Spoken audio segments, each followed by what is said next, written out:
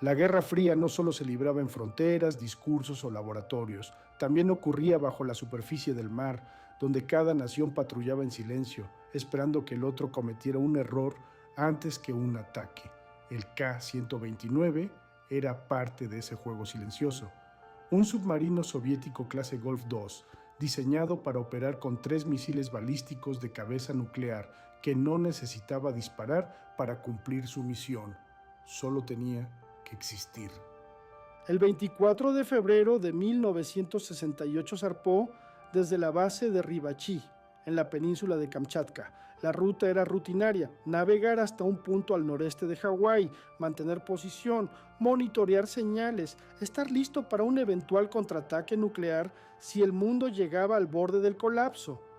Durante los primeros días todo fue normal. Los soviéticos mantenían silencio de radio por protocolo, pero el 8 de marzo, cuando el submarino debía enviar su señal de control, no llegó nada, ni palabra, ni código, ni interferencia, solo silencio. La flota del Pacífico reaccionó como un organismo herido. Lanzaron uno de los operativos de búsqueda más grandes de la historia naval soviética. Barcos, aviones, submarinos, helicópteros, todo en un cuadrante inmenso de océano oscuro. Pero el mar no dio respuestas. Y en la Unión Soviética, un secreto no resuelto no era solo un problema militar, era una humillación. Un submarino nuclear perdido significaba vulnerabilidad, fallas de seguridad, debilitamiento estratégico. Por eso, durante años, la historia oficial soviética fue simple. El K-129 se perdió sin explicación, nada más. Pero mientras la Unión Soviética buscaba un fantasma, Estados Unidos escuchaba el océano. La CIA tenía acceso a una red de hidrófonos submarinos diseñada para detectar submarinos enemigos, no para resolver misterios. Sin embargo, en su registro acústico quedó grabado un sonido que no encajaba con ballenas, corrientes o fallas geológicas. Una explosión profunda, seguida del ruido metálico de una estructura colapsando bajo la presión oceánica.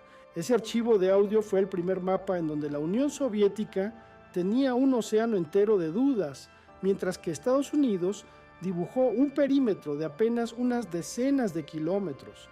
El siguiente paso fue enviar un submarino estadounidense modificado para misiones de búsqueda, el USS Halibut. Su tripulación no sabía oficialmente lo que buscaba, solo tenían coordenadas, equipo fotográfico y órdenes clasificadas. Durante semanas, avanzaron lentamente en un patrón geométrico sobre el fondo marino, lanzando cámaras y sensores en un abismo donde la luz deja de existir, y en apenas algunas semanas lo encontraron. A más de 16.500 pies de profundidad, el K-129 reposaba como un animal prehistórico caído, fracturado, pero reconocible. No era un campo de restos dispersos, era un submarino casi completo, con sus hilos y compartimentos aún visibles. Y más importante, no era accesible para nadie más. Solo Estados Unidos sabía dónde estaba. En ese momento la compañía no vio un naufragio, vio una oportunidad. En el fondo del océano había misiles, tecnología militar, sistemas de lanzamiento, códigos cifrados y posiblemente libros de claves soviéticas. No era un trofeo, era inteligencia estratégica pura. Pero había un problema imposible. Jamás en la historia alguien había levantado una estructura de ese tamaño desde 5.000 metros de profundidad. Y sin embargo, ese fue el momento donde la inteligencia estadounidense decidió intentarlo, no porque fuera posible, sino porque, si funcionaba, cambiaría la ecuación de poder entre dos superpotencias. Encontrar el submarino fue solo el primer paso. Lo que vino después no fue una operación militar, sino una discusión casi filosófica. ¿Vale la pena intentar algo que nunca nadie ha hecho en la historia de la ingeniería naval? Porque levantar el K-129 no significaba solo arrastrar metal desde el fondo del mar, significaba hacerlo sin que la Unión Soviética lo supiera. En las reuniones iniciales de la CIA, las dudas eran más grandes que los planos. ¿Qué información militar vale tanto riesgo? Para responder, se abrió un expediente con una lista de lo que el submarino podía contener. 3 misiles nucleares con capacidad real de ataque, tecnología militar soviética no conocida por Estados Unidos, sistemas de lanzamiento y guiado que podrían revelar fallos o vulnerabilidades, libretas de códigos, claves de cifrado, manuales operativos, posible evidencia del estado psicológico y físico de la tripulación. En plena Guerra Fría, eso no era una lista, era oro puro. Si lograban traerlo a la superficie, Estados Unidos accedería al cerebro tecnológico de su enemigo sin disparar un solo misil. Pero la física no escuchaba razones estratégicas. A 5,000 metros de profundidad, la presión no se mide en kilos, se mide en toneladas, aplastando cada centímetro de metal. El agua se vuelve un muro líquido. Las corrientes son lo suficientemente fuertes para torcer cables de acero. El submarino pesaba miles de toneladas, y cualquier intento mal calculado significaba que el casco se desintegraría. O peor, que toda la operación quedara expuesta. Ahí comenzó la fase más secreta y ambiciosa: idear la herramienta para robar un submarino entero del fondo del mar. Los ingenieros propusieron ideas que parecían salidas de ciencia ficción: llenar el casco con globos inflables de helio para hacerlo flotar, descartado usar gigantescos imanes industriales, descartado enviar sumergibles a cortar el submarino en secciones, demasiado lento y visible, construir un vehículo submarino que lo envolviera, imposible de financiar y ocultar. La solución que sobrevivió fue tan simple como pragmático: usar una garra mecánica de tamaño enorme, diseñada para abrazar el submarino desde abajo, engancharlo y levantarlo como si fuera una gigantesca ballena atrapada en una red. Pero esa garra no podía trabajar sola. Necesitaba un barco gigantesco, capaz de sostenerla, ocultarla, estabilizarse en un solo punto del océano por semanas y operar una estructura vertical de tubería que bajaría y subiría como si el mar fuera un pozo minero invertido. Así nació la idea que los ingenieros llamaron sistema de captura, y la CIA lo bautizó como Clementine. El plan completo era una ecuación de locos: construir un barco que no pudiera existir públicamente, diseñar una garra que funcionara a una profundidad donde ningún ser humano puede operar, hacerlo sin que la Unión Soviética sospechara que Estados Unidos había encontrado el submarino, fingir ante el mundo que el barco solo estaba minando el fondo marino y no levantando un secreto nuclear. Hasta ese punto, el proyecto era altamente clasificado. Lo que faltaba era algo más difícil que un diseño técnico: se necesitaba una mentira creíble. Nadie invierte cientos de millones en un buque gigantesco sin propósito comercial visible. Ninguna superpotencia ancla durante meses en un punto fijo del océano sin llamar la atención militar. Y nadie construye tuberías de cientos de metros para extraer nódulos marinos sin esperar que alguien pregunte: ¿y dónde están los resultados? Lo que la CIA necesitaba no era solo una historia falsa. Necesitaba un rostro público que encajara con la idea de un millonario excéntrico capaz de financiar un proyecto absurdo. Y ahí apareció el nombre que haría posible la operación: Howard Hughes. Si había un hombre en Estados Unidos capaz de mezclar extravagancia, tecnología, secreto y dinero sin límites, era él. Hughes no necesitaba justificar decisiones. Su nombre era justificación suficiente. Con su firma, la CIA encontró algo más valioso que un inversionista: una coartada imposible de cuestionar. Así empezó la fabricación de un barco que no se parecía a ningún otro en la Tierra: el Hughes Glomar Explorer. Un barco cuyo propósito, el oficial, era minar el fondo del océano en búsqueda de minerales futuristas, pero su propósito real era levantar un submarino desde las profundidades del mar, y con él la esperanza de encontrar secretos nucleares de la Unión Soviética. En 1970, Hughes ya era algo más que un empresario. Era un mito vivo: diseñador de aviones, productor de cine, heredero multimillonario, obsesivo, paranoico y casi invisible en la vida pública. Si alguien decía que Hughes estaba invirtiendo millones en minería experimental bajo el mar, la pregunta no era por qué, sino ¿y ahora qué se le ocurrió esta vez? La CIA no necesitaba que Hughes operara el barco. Solo necesitaba su nombre para convertir una operación militar clasificada en un proyecto empresarial excéntrico. Así nació la fachada, Global Marine Development, en apariencia financiada por Hughes, que construiría un buque revolucionario para explotar nódulos de manganeso en aguas profundas.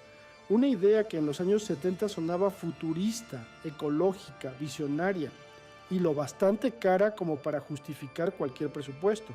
El barco fue bautizado como Hughes Glomar Explorer y oficialmente era la primera plataforma de minería oceánica de la historia.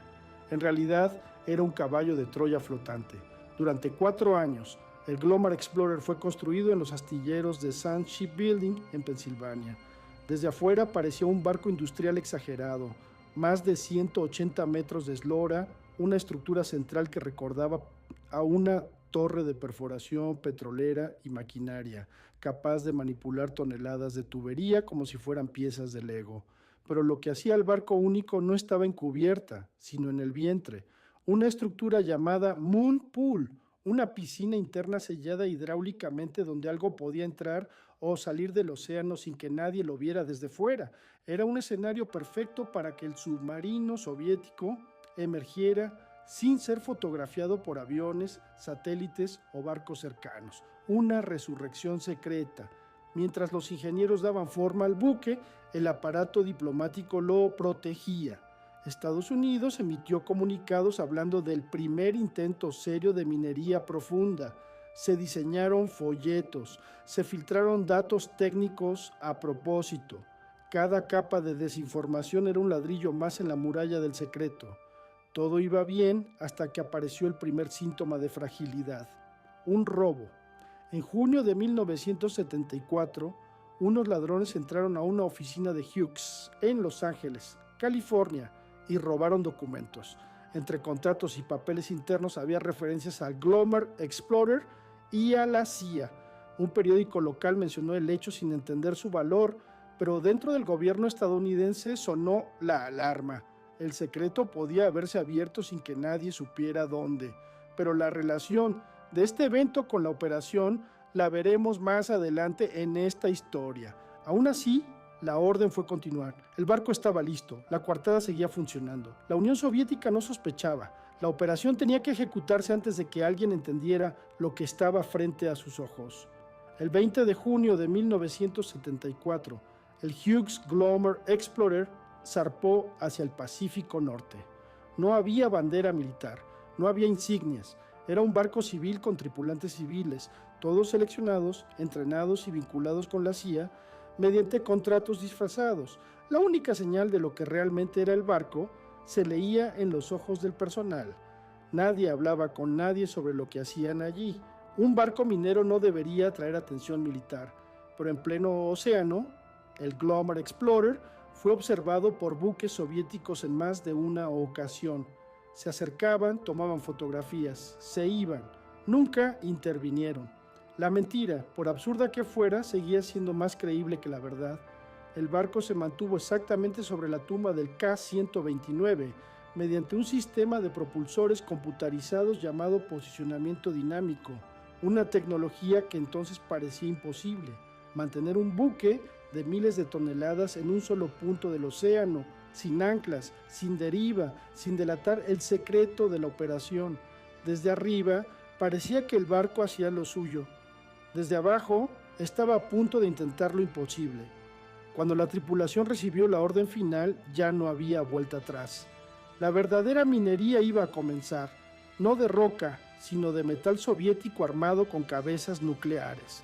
Y lo que estaba en juego no era solo levantar un submarino, sino hacerlo sin que el enemigo del otro lado del mundo supiera que Estados Unidos estaba escarbando en su propia tumba militar.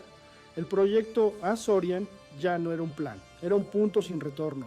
El 4 de julio de 1974, el Hughes Glomar Explorer se posicionó sobre las coordenadas del submarino soviético en el mar abierto del Pacífico Norte. Lo que seguía era una operación complicada, sigilosa y realizada en un entorno donde el error no se mide en fallas, sino en millones de dólares y en consecuencias diplomáticas irreversibles. Por dentro, la tripulación seguía una secuencia mecánica de decenas de pasos que había sido ensayada hasta el agotamiento. El primer movimiento fue bajar la estructura clave, la sarta de tuberías, un ensamblaje gigantesco de secciones metálicas que descendía tramo por tramo hasta tocar el fondo del mar. Esa tubería no transportaba petróleo ni minerales, era el brazo vertebral que conectaba el barco con la garra diseñada para capturar el submarino. La garra no tenía elegancia, era una estructura monstruosa con dedos de acero reforzado, calibrada para abrazar el casco del K, K-129 sin partirlo por la mitad. Su misión era una paradoja: sostener algo diseñado para aguantar explosiones internas y presiones externas sin romperlo. El descenso tomó días. Cada bloque de tubería debía ser bajado con una precisión absoluta, mientras sensores calculaban desviaciones causadas por corrientes submarinas que la vista humana jamás podría percibir. Cada junta se ajustaba con el ritmo de un ritual industrial: unir, soldar, verificar, bajar otro tramo. Mientras tanto, en la superficie la tensión aumentaba. Los soviéticos no habían abandonado el área del Pacífico Norte. Un buque de rastreo, el Chazma, apareció en el horizonte, luego otro. Las visitas eran aleatorias, pero significaban algo claro. Moscú no sabía qué buscaba el Glomar Explorer, pero sabía que no estaba perforando minerales. La mentira todavía resistía, pero crujía. A 5,000 metros de profundidad, todo lo que ocurría pasaba en la oscuridad total. No hay luz solar, no hay sonido. El océano profundo es un vacío denso y helado donde nada se mueve sin ser aplastado. Cuando llegaron al fondo, el equipo operativo no vio el submarino. Lo vio a través de sensores y cámaras que devolvían imágenes granulosas, como si la tecnología estuviera espiando un fantasma. Por fin, el momento exacto del enganche fue alcanzado.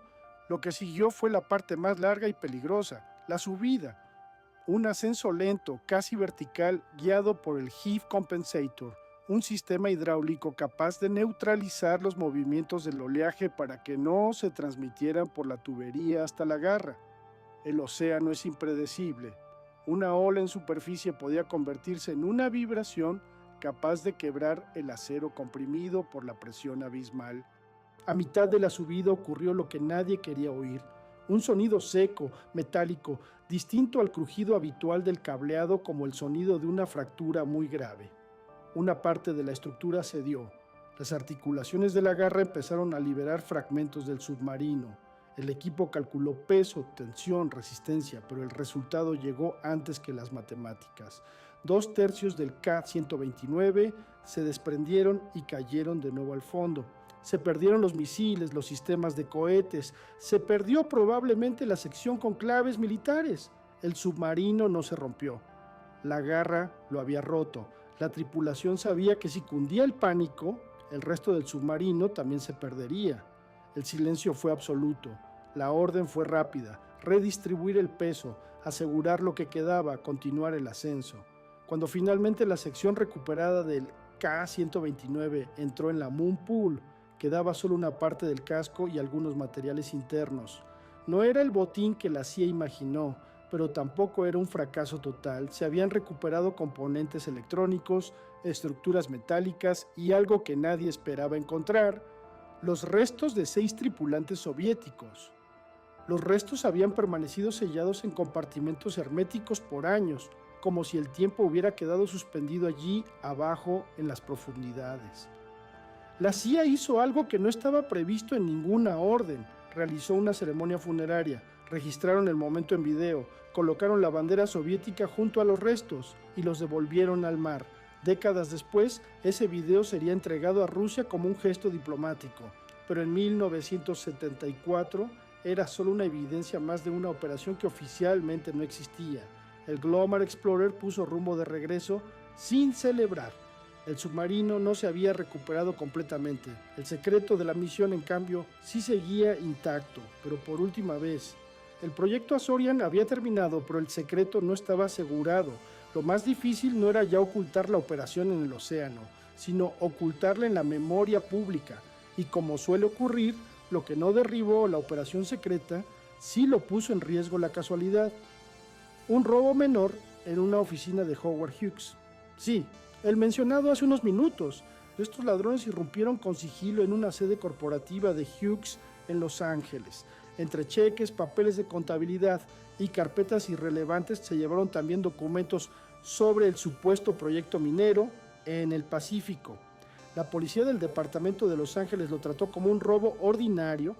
El primer artículo de prensa con referencias a un vínculo entre la CIA y el barco apareció el 7 de febrero de 1975 en el Los Angeles Times. No daba detalles sólidos, pero sí una frase peligrosa: el buque Hughes Glomar Explorer podría formar parte de un proyecto encubierto del gobierno de los Estados Unidos. Un mes después, la presa reventó. El periodista Jack Anderson, famoso por revelar operaciones secretas desde la década de los 60, habló del proyecto en televisión nacional. Usó el nombre Proyecto Azorian, habló del submarino soviético hundido y afirmó que la operación había costado cientos de millones de dólares sin dar resultados estratégicos decisivos. La CIA entró en modo contención. William Colby, su director, llamó directamente a Anderson, el periodista, pidiendo que detuviera las revelaciones por seguridad nacional, pero el periodismo de la época vivía bajo la sombra reciente de Watergate. La desconfianza era mayor que la obediencia y el secreto ya estaba revelado en parte. Lo que siguió no fue un escándalo público masivo, aunque pudo serlo. La guerra de Vietnam había terminado. El presidente Richard Nixon fue depuesto con el disfraz de renuncia. La sociedad estadounidense estaba agotada de desilusiones políticas. El proyecto Azorian no generó protestas abrumadoras, pero sí una pregunta clave. ¿Qué más ha hecho el gobierno que nunca sabrán los ciudadanos? Esa pregunta no iba a morir ahí. Un año después de las filtraciones, la periodista Harriet Ann Philippi, de la revista Rolling Stone, presentó una solicitud Freedom of Information Act, exigiendo documentos oficiales sobre el Glomar Explorer. No pedía teorías, pedía archivos, fechas, presupuestos, órdenes.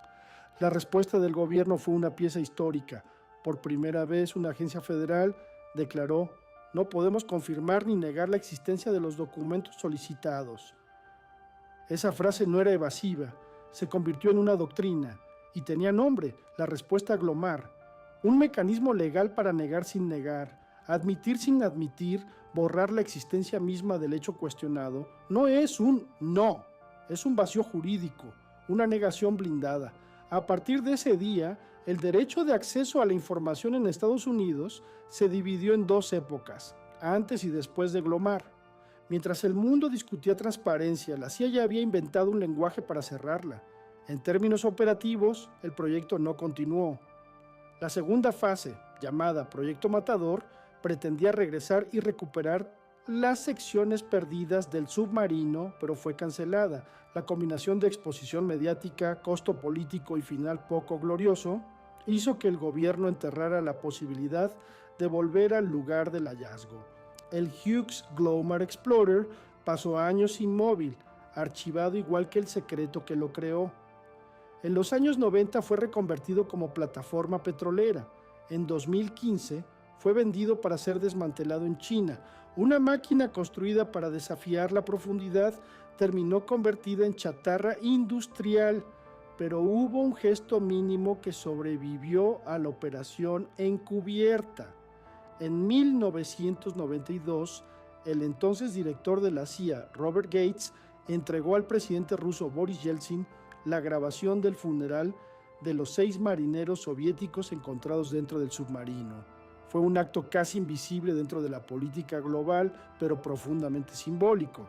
La CIA, que había ocultado la operación al mundo, revelaba ahora una parte humana de la historia, la que nunca estuvo en disputa. Mientras tanto, el K-129 sigue en el fondo del Pacífico Norte. 2/3 de su estructura permanecen sumergidos a más de 5.000 metros, donde el agua aplasta cualquier intento posterior de recuperación. La Unión Soviética nunca volvió por él, quizá porque aceptarlo implicaba admitir que Estados Unidos lo había encontrado primero, o realmente no había algo tan importante en los restos del submarino como para hacer un gasto enorme por parte de los rusos. El silencio fue la única defensa mutua. La Unión Soviética fingió que no sabía dónde estaba su submarino y Estados Unidos fingió que nunca había intentado robarlo. Ese pacto compartido, no firmado pero funcional, explica por qué no hubo represalias, ni escándalo diplomático, ni ruptura de relaciones. Ambos lados sabían algo que era mejor no discutir en público. En la Guerra Fría, el enemigo de hoy puede ser el cómplice del mañana.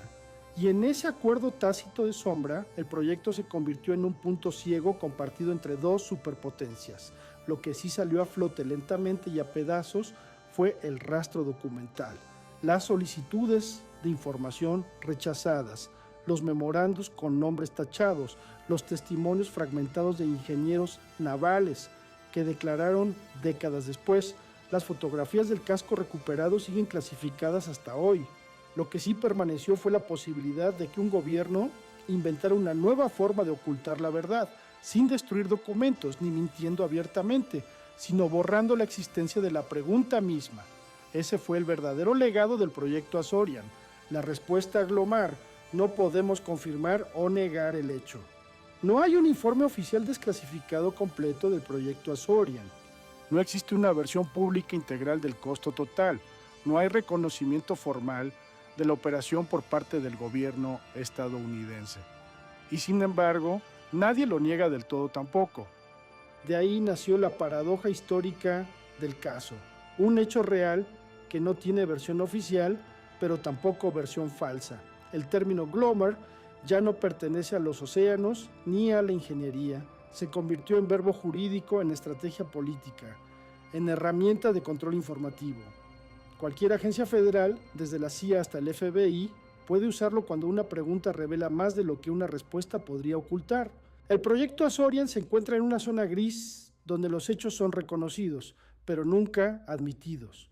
Uno podría pensar que el legado de esta operación es tecnológico, la ingeniería imposible, el primer intento serio de minería profunda.